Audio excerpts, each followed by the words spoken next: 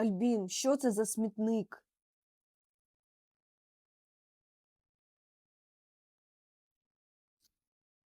Це раковина, ти взагалі розумієш?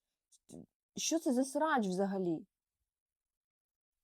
Що ти собі дозволяєш? А вже ж прибереш, я розумію. Але можна якось відразу бути більш організованішою? Я просто втомилась повторювати постійно, що ти не чепура.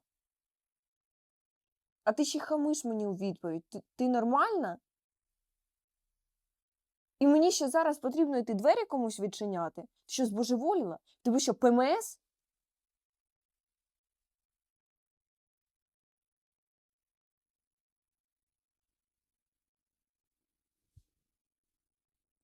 Я жартую.